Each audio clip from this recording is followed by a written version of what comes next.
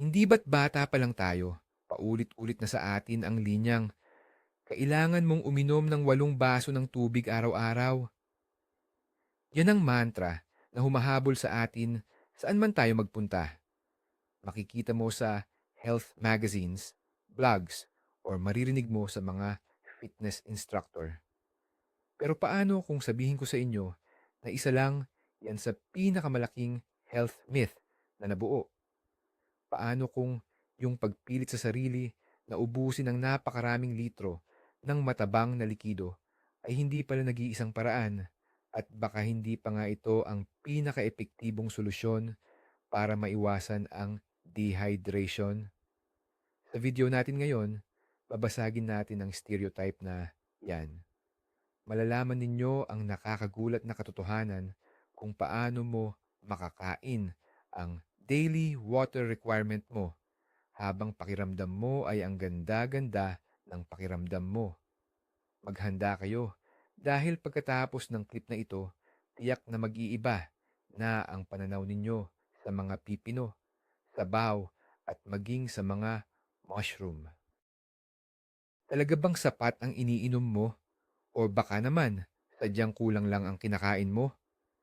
Pero bago tayo dumiretso sa listahan natin ng nakakaing tubig, pag-usapan muna natin, ano ba talaga ang dehydration? Karamihan sa atin, iniisip na ito ay simpleng matinding pagkauhaw lang. Pero yun ay simula pa lang. Ang dehydration ay isang sitwasyon kung saan mas marami ang nawawalang likido sa katawan mo kaysa sa pumapasok. At ang mga sintomas nito ay hindi pala ganoon ka-obvious. Bigla ka bang napapagod kahit hindi ka naman nag-exert ng energy?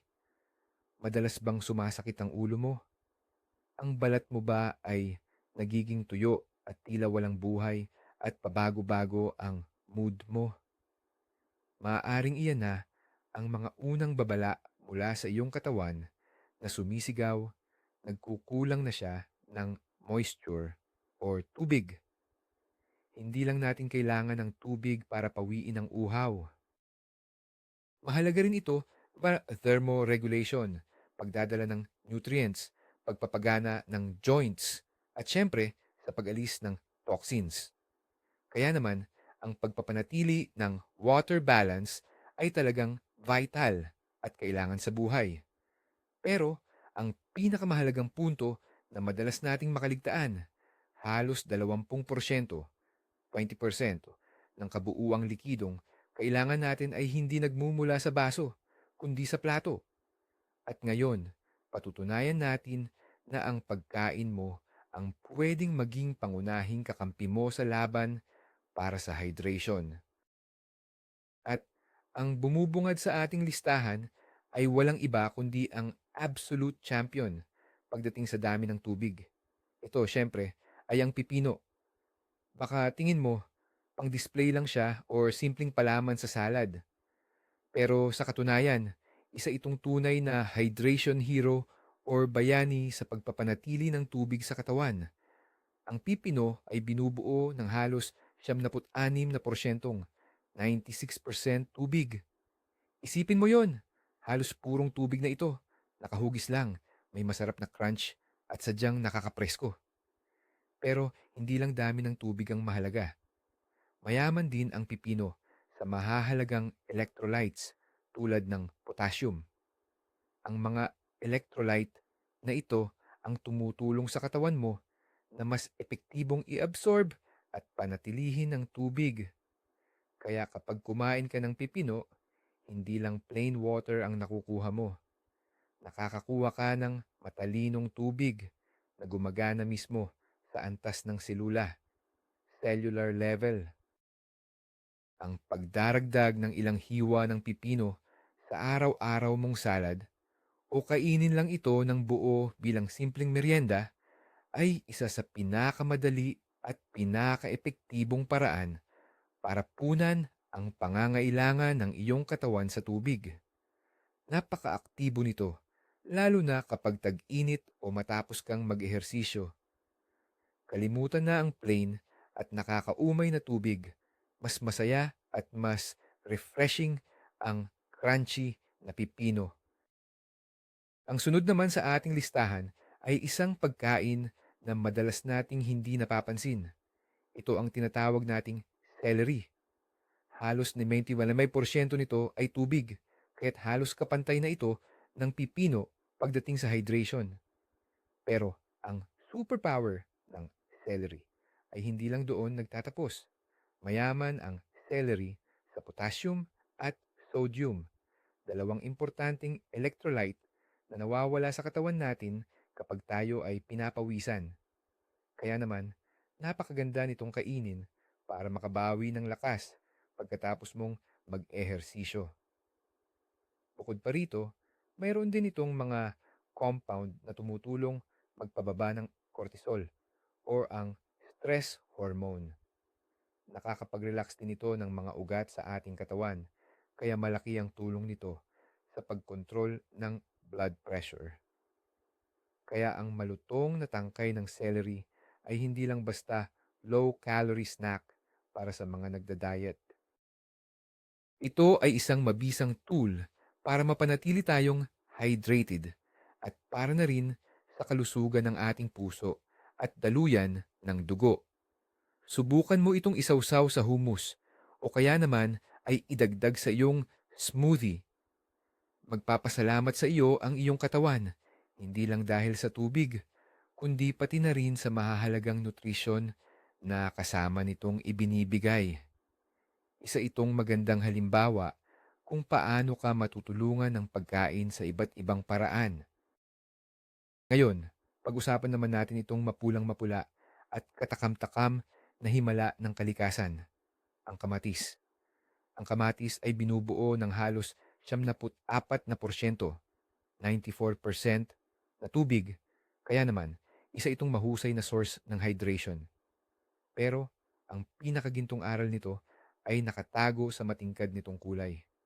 Ang kamatis ay isa sa pinakamayaman nating pinagkukunan ng lycopene.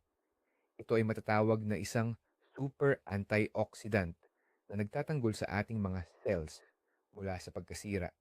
At bukod pa riyan, ipinapakita ng mga pag-aaral na nakakatulong itong magpababa ng banta ng ilang uri ng kanser. Alam nyo ba, kapag niluluto pa natin ang kamatis, lalo lang tumataas ang bioavailability ng lycopene. Mas madali itong maabsorb ng katawan. Kaya naman, ang isang mangkok ng tomato soup o ang sausawa ng pasta ay hindi lang nakakabusog at masarap, kundi napaka-epektibo rin para sa hydration at pagprotekta sa ating kalusugan. Sa bawat kagat ng sariwang kamatis sa salad o sa bawat lagok ng katas nito, sabay nating pinapawi ang uhaw sa cellular level at sinisiguro natin ang sapat na dosis ng mga antioxidant. Ito ang perpektong kombinasyon para mapanatili ang kabataan at kalusugan ng ating balat na, kung tutuusin, isa sa pinakaunang bahagi ng katawan na nagpapakita ng epekto kapag kulang tayo sa likido. Tag-init, grabe ang init. At ano pa ba ang masasarap diyan? Siyempre, ang makatas at matamis na pakwan. Hindi lang ito basta panghimagas, para na itong inuming nakakain. Ang nilalaman ng tubig sa pakwan ay umaabot sa 72%. Pero tulad ng iba pa nating bida, marami pa itong handog. Mayaman ang pakwan sa lycopene, iyon ang nagbibigay sa kanya ng pulang kulay, at pati na rin sa amino acid na citrulline. Pinapakita ng mga pag-aaral na kayang mapabuti ng citrulline ang blood circulation at maibsan ang pananakit ng kalamnan pagkatapos ng matinding ehersisyo. Kaya naman, ang isang hiwa ng pakwan paglabas mo ng gym ay ang perpektong paraan para sabay-sabay na maibalik ang nawalang fluid, mapawi ang pagod ng iyong mga kalamnan at makatikim ng napakagandang lasa. Ito ay natural na sports drink, gawa mismo ng kalikasan. At hindi tulad ng maraming komersyal na inumin, wala itong sobrang asukal o artipisyal na additives. Kaya sa susunod na makaramdam ka ng uhaw, isipin mo itong guhit-guhit na higante. Mas masarap itong pamatid uhaw at mas nakakabusog kaysa sa simpleng tubig. Mula sa mga dambuhala, dumako naman tayo sa mga maliliit pero makapangyarihang prutas. At ang una nating tatalakayin ay ang reyna ng tag-init, ang strawberry. Ang matamis at mabangong prutas na ito ay binubuo ng 71% tubig. Dahil dito, perpektong pamalit ito sa dessert para sa mga gustong mag-indulge pero kailangan ding mag-hydrate. Pero ang pinakamatindi sa strawberry ay ang laman nito.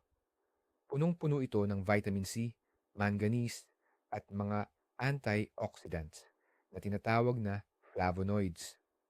Ang mga sustansyang ito ay tumutulong upang labanan ang pamamaga, inflamasyon sa katawan at nagpapanatili ng malusog na puso. Ang isang serving ng sariwang strawberry ay hindi lang nakakabawas ng uhaw, nagbibigay rin ito ng matinding boost ng nutrients.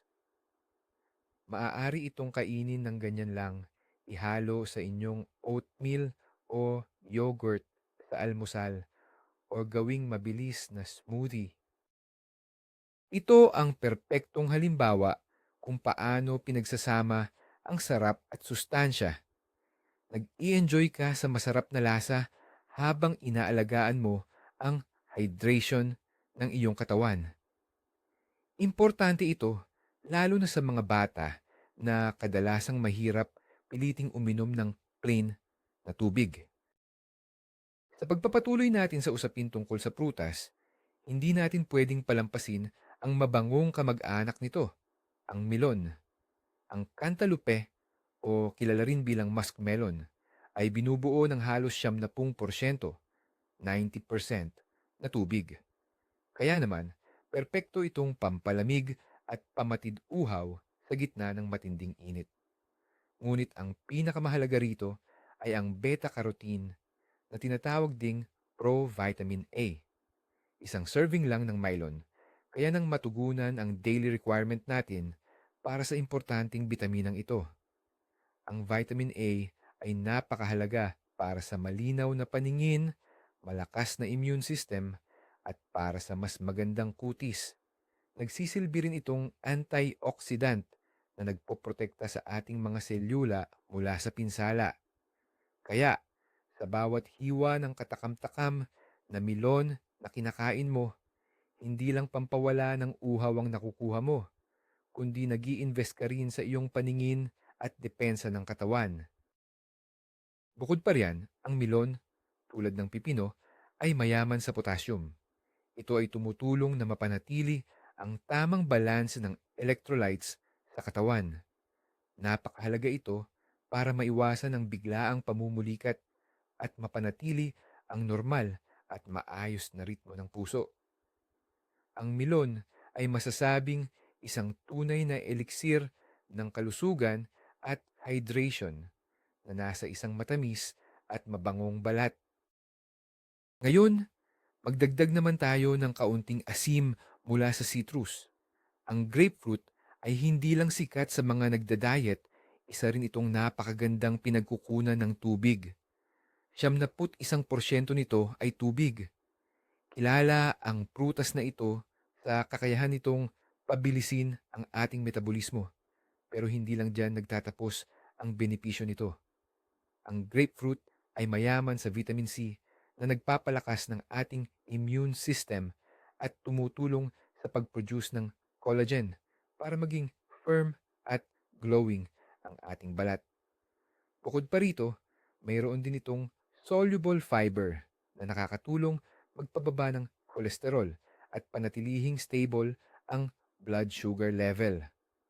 Ang kalahating grapefruit sa almusal ay hindi lang magpapagising sa inyo dahil sa kanyang bright na lasa, kundi sisimulan din nito ang hydration at metabolism process ninyo sa buong araw. Ito ang isang magandang paraan para tama ang simula ng inyong umaga. Ngunit, kailangan lang mag-ingat. Ang grapefruit ay may kakayahang mag-interact sa ilang gamot. Kaya kung umiinom kayo ng anumang gamot ng regular, mas mabuting kumonsulta muna sa doktor. Sa lahat ng bagay, ito ay isang napapakaganda at juicy na kaagapay sa pagpapanatili ng tamang water balance ng katawan. Pero, kumusta naman ang mga gulay? Kung gagawa ka ng magaan na salad, ang karaniwang base nito ay ang iceberg lettuce. Madalas itong mapuna dahil daw sa mababa nitong nutritional content kumpara sa mas matingkad na gulay tulad ng spinach o kaya ay kale. Pero pagdating sa hydration, ang iceberg ang panalo. Mayroon itong hanggang 76%, 96% na tubig. Kaya naman pareha sila ng level ng pipino. Oo, mas kaunti ang bitamina nito. Pero ang pangunahing silbi nito ay magbigay ng volume at crunch, malutong na tekstura. At syempre, maghatid ng purong plant-based na tubig sa katawan. Huwag mo itong baliwalain. Pwede itong maging perpektong base para sa salad na dadagdagan mo ng iba pang mas nutritious na gulay tulad ng kamatis at bell pepper. Sa ganitong paraan, makakagawa ka ng ulam na punong-puno ng tubig at bitamina. Bukod pa riyan, ang dahon ng iceberg lettuce ay pwedeng gamitin bilang pamalit sa tinapay o tortilla para makagawa ng low-carb na rolls at sandwiches. Isa itong magandang life hack para sa mga nagbabantay sa kanilang timbang at water balance ng sabay. Gawing mas makulay ang ating plato gamit ang bell pepper. Kahit anong kulay pa yan, pula, dilaw, or berde, ang gulay na ito ay halos 72%, 92% na binubuo ng tubig. Pero ang pinaka-interesante ay ang taglay nitong bitamina. Ang bell pepper, lalo na ang pulang klase, ay isa sa mga nangunguna sa dami ng vitamin C. Sa isang katamtamang laki ng sili, posibleng mayroon na itong 3 beses na mas maraming vitamin C kumpara sa isang kahel. Ang vitamin C, gaya ng alam natin, ay isang malakas na antioxidant na mahalaga para sa ating immune system at kalusugan ng balat. Bukod pa rito, mayaman din ang mga bell pepper sa vitamin A at carotenoids na kailangan naman para sa ating paningin. Ang mga malutong na hiwa ng bell pepper ay perpektong malusog na merienda. Maaari itong kainin ng hilaw, ihalo sa mga salad, iihaw o igisa.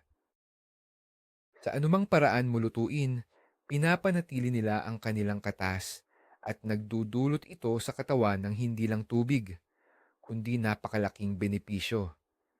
Ito ay isa pang patunay na ang hydration ay maaaring maging makulay, masarap, at talagang napakabisa para sa ating kalusugan. Pumunta tayo sa isa sa pinaka-popular at maraming gamit na gulay sa tag-init, ang kalabasa o zucchini. Ang simpleng gulay na ito ay binubuo ng 74%, 94% ng tubig. Dahil neutral ang lasa nito, perpekto itong sangkap para sa napakaraming uri ng pagkain. Pwede itong iprito, igisa, i-bake, at ihalo sa mga sopas o iba pang luto. Ginagawa pa nga itong vegetable noodles o tinatawag na zoodles na isang napakagandang alternatibo at mababa sa kalorya kumpara sa ordinaryong pasta. Bukod sa tubig, mayaman din ang zucchini sa vitamin C, potassium at fiber na tumutulong para maging maayos ang ating panunaw. Dahil sa mataas na nilalaman nitong likido at mababang bilang ng kalorya, nakakatulong ang zucchini na magbigay ng busog na pakiramdam sa tiyan nang hindi ka nadagdagan ng sobrang calories. Kaya naman, isa itong mahalagang pagkain para sa mga nagkokontrol ng timbang dahil hindi ka magugutom o mauuhaw. Sa susunod na mag-iisip ka ng lutuin para sa hapunan, tandaan mo itong simpleng gulay na punong-puno ng benepisyo. Ngayon, Dumako naman tayo sa isang tunay na superfood, ang spinach. Ang madidilim na berdeng dahon na ito ay may humigit kumulang 71% ng tubig. Pero ang sikreto ng lakas nito ay ang matinding konsentrasyon ng mga sustansya. Ang spinach ay sagana sa iron, calcium, magnesium, potassium at mga bitaminang A, C at K. Isa itong likas na multivitamin complex na ginawa ng kalikasan. Ang madalas na pagkain ng spinach ay nakatutulong sa pagpapanatili ng malusog na buto, nagpapaganda ng paningin, at sumusuporta sa normal na produksyon ng dugo. Dahil sa mataas na content ng tubig at fiber, nakabubusog din ito at napakahusay para sa panunaw o digestion. Ang spinach ay pwedeng kainin na sariwa sa mga salad, ihalo sa green smoothies para mas maging masustansya, o igisa lang ng bahagya sa kawali bilang side dish. Kahit naluto na, nananatili pa rin itong juicy at masustansya. Ang pagdagdag ng spinach sa iyong diet ay isa sa pinakamahusay at pinakamatalinong hakbang na magagawa mo para sa iyong kalusugan at hydration. Ito ang patunay na sa isang maliit na dahon, may nakatagong napakalaking lakas. Ito naman ang isang panauhing hindi natin inaasahan sa listahan. Alam nyo ba na ang pagkain ng kabuti ay makakatulong para maiwasan natin ang dehydration? Oo, totoo yan. Halimbawa, ang hilaw na champignon or button mushrooms ay naglalaman ng humigit kumulang 72%, 92% ng tubig. Siyempre, kapag niluto, naglalaho ang kaunting moisture. Pero mananatili pa rin silang matubig at siksik sa sustansya.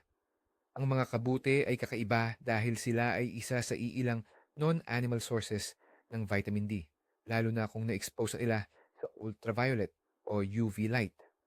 Ang vitamin D ay mahalaga para sa maayos na pag-absorb ng calcium at para sa malulusog na buto. Bukod pa riyan, mayroon ding B vitamins at antioxidant na selenium ang kabute. Dahil sa kanilang meaty na texture at malalim na lasang umami, isa silang perpektong pamalit sa karne sa maraming vegetarian dishes. Sa pagdaragdag ng kabuti sa inyong mga sabaw, sarsa, omelette, o simpleng igisa lang ito kasama ng sibuyas, hindi lang ang lasa ng inyong pagkain ang napapayaman, kundi nakakatulong pa kayo sa pagpapanatili ng sapat na tubig sa katawan. Ito ay isang magandang halimbawa kung paanong kahit ang mga hindi gaanong napapansing pagkain ay malaking tulong sa kalusugan ng ating katawan. Siyempre, kung likidong pagkain ang pag-uusapan, hindi natin pwedeng kalimutan ang mga sabaw at broth. Ito talaga ang tinatawag na liquid food. Ang basehan ng kahit anong sabaw ay tubig or stock. Dahil dito, malinaw na ito ay isang mabisang pinagmumulan ng hydration. Pero ang ganda ng mga sabaw ay napakasustansya rin ng mga ito. Kung dagdagan mo pa ito ng gulay, mga buto, butil, at lean meat, nakakabuo ka ng isang kumpletong pagkain na nakakainit, nakakabusog, at nagpapanatili ng hydration mo lahat ng sabay-sabay. Ang mga cream na gulay na sabaw, light na sabaw ng manok, or masaganang sabaw ng lentil. Lahat ng ito ay mahusay na paraan para mapunan ang kailangan mong likido. Lalo itong nakakatulong sa mga panahong malamig ang panahon, kung kailan hinahanap-hanap natin ang pagkain na nakakainit at wala tayong ganang uminom ng malamig na tubig. Bukod pa rito, ang mainit na sabaw ay nakakapagpakalma sa ating sistema ng panunaw.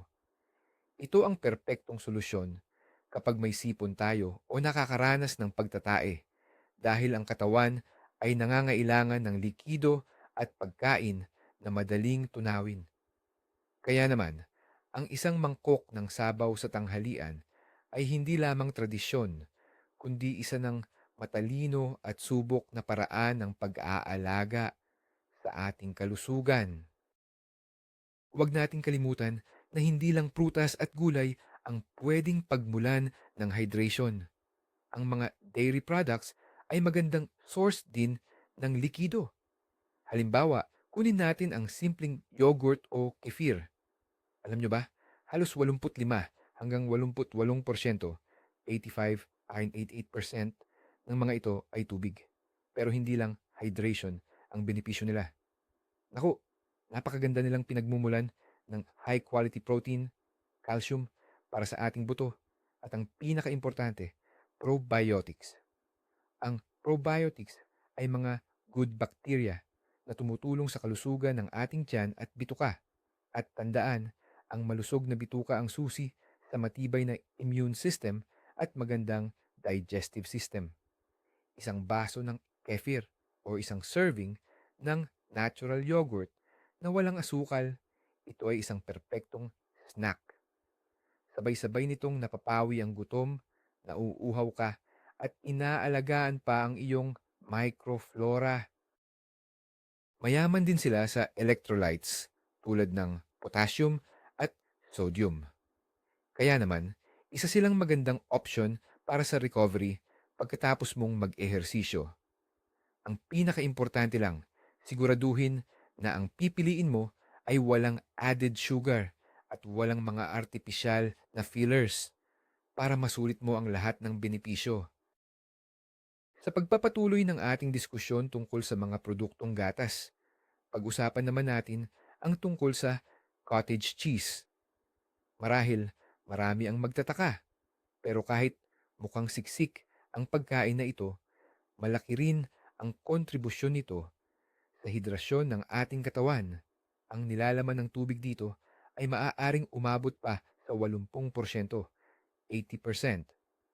Pero ang pinakapangunahing bentahe nito ay ang mataas na casein protein content. Ang casein ay isang klase ng protein na mabagal matunaw. Dahil dito, pinatatagal nito ang pakiramdam ng pagkabusog at nagbibigay ng amino acids sa ating mga kalamnan sa loob ng ilang oras. Kaya naman, perpekto itong merienda, lalo na bago matulog para sa mga taong nag-eehersisyo. Bukod pa rito, mayaman din ito sa calcium at phosphorus na lubhang mahalaga para sa matibay na buto at ngipin. Ang pagsasama-sama ng protein at tubig ay ginagawang napakasustansya at nakakahydrate ang pagkain na ito. Para mas maging masarap at madaling kainin, maaari itong haluan ng kaunting yogurt o sariwang berries tulad ng strawberry na nasa listahan natin. Magiging isang perpektong hydration at protein shake ang kalalabasan nito na nakahanda sa iyong plato. Ang almusal ang pinakamahalagang kainan sa araw at alam nyo bang nakakatulong din ito sa pag-maintain ng sapat na hidrasyon. Ang pinakamagandang halimbawa nito ay ang oatmeal na niluto gamit ang tubig.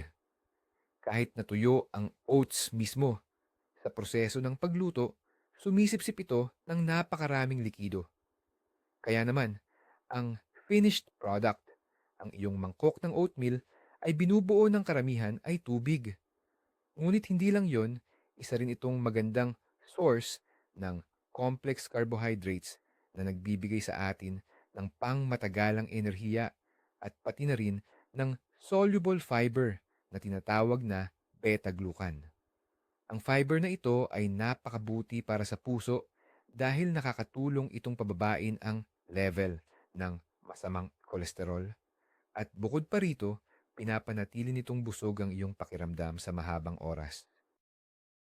Sa madaling salita, ang isang mangkok ng oatmeal tuwing umaga ay hindi lang nagpapalakas sa iyo. Sinisigurado din nito na may sapat ng likido ang iyong katawan. Lagyan mo pa ito ng sariwang berries o hiwa ng prutas at makukuha mo na ang perpektong hydrating na almusal na makakatulong sa iyong manatiling alerto at productive hanggang sa oras ng tanghalian. Isa itong simple, abot kaya at napakatalinong pagpipilian para simulan ang iyong araw. Balik na tayo sa klasiko.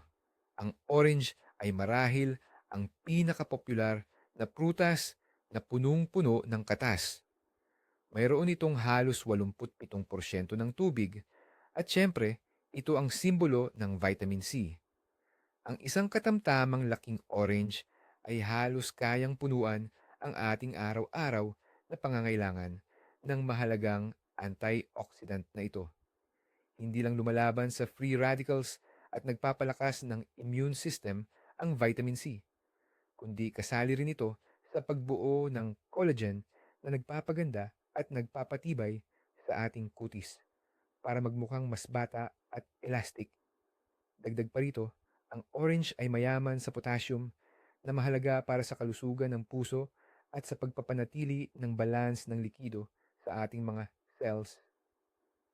Ang fiber o hibla na makikita sa laman ng orange ay tumutulong upang i-regulate ang blood sugar level at nakakatulong din sa maayos na panunaw. May isang mahalagang punto. Mas makabubuti kung kakainin mo ng buo ang orange kaysa uminom ka lang ng isang basong juice. Sa ganoong paraan, makukuha mo hindi lang ang tubig at vitamins, kundi pati na rin ang importanteng fiber at maiiwasan mo ang sobrang asukal na kadalasang matatagpuan sa mga biniling juice na nakapakete. Ito ay isang simple at masarap na paraan upang manatiling malusog at hydrated. Karaniwang iniisip ng marami na ang broccoli ay sikat lang dahil sa fiber at vitamins nito. Pero madalas nakakaligtaan ang mahalagang tubig na laman nito. Alam nyo ba, 70% ng berdeng gulay na ito ay binubuo ng tubig. Ang broccoli ay isang tunay na kayamanan ng nutrisyon. Mas marami pa itong vitamin C kaysa sa orange at sagana rin ito sa vitamin K na kailangan para sa clotting ng dugo at pagpapalakas ng ating mga buto. Ngunit ang pinakatampok na katangian nito ay ang pagiging mayaman sa isang kakaibang compound na tinatawag na sulforaphane. Ipinapakita ng mga pag-aaral na ang sulforaphane ay may matitinding anti-cancer at anti-inflammatory properties. Para makuha ang pinakamalaking benepisyo mula sa compound na ito, mainam na steam lamang ang broccoli o kainin ito ng hilaw. Sa pagdaragdag ng broccoli sa iyong pang-araw-araw na dieta, tatlong benepisyo agad ang makukuha mo. Una, hydration dahil sa mataas na water content nito. Pangalawa, busog na pakiramdam dahil sa fiber. At pangatlo, matinding proteksyon sa katawan dahil sa kakaibang timpla ng mga bitamina at antioxidants. Ito ang patunay na ang isang simpleng gulay ay maaari palang maging isang tunay na gamot at pinagmumulan ng nagpapasiglang likido o vital moisture. Tara, mag-isip tayo ng kaunting shortcut at pag-usapan natin ang isang inumin na sa teknikal na aspeto ay likido. Pero sa katunayan, halos pagkain na kung titingnan ng taglay na sustansya. Ito ang tubig ng buko. Huwag mo itong ipagkamali sa gata. Yung matabang coconut milk. Ang tubig ng buko ay malinaw na likido na makukuha mula sa murang berdeng buko. Kahit 95% nito ay tubig, ang pinakamalaking halaga nito ay nasa kakaiba nitong timpla ng electrolytes. Perpektong balanse ang potassium, sodium, magnesium at calcium na nasa loob nito. Dahil dito, ang tubig ng buko ay itinuturing na natural na isotonic drink.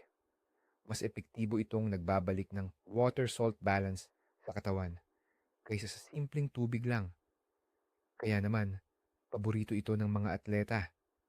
Nakakatulong ito para mabilis na makabawi pagkatapos mag-ehersisyo pumipigil sa muscle cramps, at napakagaling pamatid-uhaw. Ang maganda pa, mababa ito sa calories at asukal kumpara sa karamihan ng commercial sports drinks.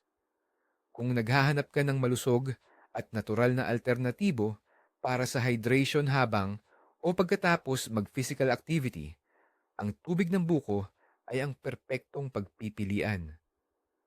Parang uminom ka ng isang basong tubig na pinagyaman ng lahat ng kailangan ng iyong katawan. At bilang panghuli sa ating listahan, linawin na natin ang isang popular na maling paniniwala.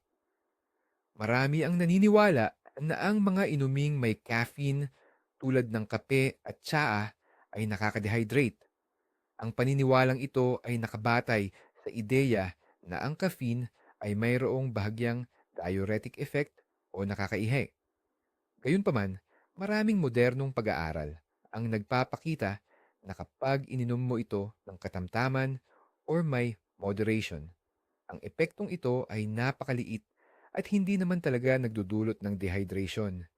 Hindi ka mawawalan ng mas maraming likido kaysa sa nakukuha mo mula sa inumin mismo. Tandaan, ang isang tasa ng kape o tsaa ay halos tubig din.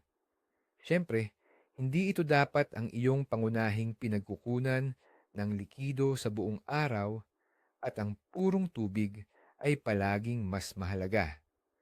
Ngunit ang iyong pang-umagang kape o panghapong tsaa ay maaari pa ring mag-ambag sa iyong pangkalahatang hydration or balansi ng tubig sa katawan. Kaya, huwag mo nang sisihin ang sarili mo sa pag-ibig mo sa mga inuming ito. Nag-aambag din sila sa iyong hydration at naglalaman pa sila ng antioxidants na nakakatulong sa kalusugan.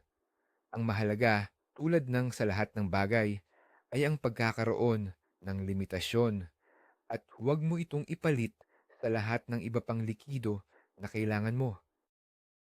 Kaya, ano nga ba ang pangunahing aral na mapupulot natin dito? Ang hydration ay hindi lang tungkol sa pag-inom ng tubig. Ang ating katawan ay isang matalinong sistema na kayang kumuha ng nagbibigay buhay na moisture mula sa iba't ibang mapagkukunan. Tiningnan natin ang 20 pagkain na pwedeng maging matapat mong kaagapay sa pagpapanatili ng iyong water balance. Mula sa crispy na pipino na 96% tubig hanggang sa mga kabote, mushrooms na hindi mo aakalaing mayaman din sa katas at sa cottage cheese na mayaman sa protina. Ang pinakamalaking realization dito ay ito: ang tama, balanse, at masaganang pagkain ng sariwang gulay at prutas ay automatikong lumulutas sa halos lahat ng problema sa hydration. Hindi mo na kailangang tignan ng may takot ang bote ng tubig at pilitin ang sarili mong uminom. Gawin mo lang mas makulay, mas juicy, at mas iba-iba ang iyong dieta. Kumain ka lang ng iyong mga salad, sabaw, at berries. At ang iyong katawan ay makakakuha hindi lang ng tubig, kundi pati na rin ng mahahalagang bitamina, mineral, at antioxidants. Maraming salamat sa panunood ng video na ito hanggang dulo. Kung may natutunan kang bago at kapakipakinabang, paki-like at mag-subscribe sa aming channel para hindi mo mapalampas ang iba pang health myth busters. Ngayon, may tanong ako sa iyo. Anong pagkain sa listahan namin ang pinaka nagulat sa iyo? O baka mayroon kang sariling sikretong produkto para sa hydration na hindi namin nabanggit? I-share mo yan sa comments. Pag-usapan natin.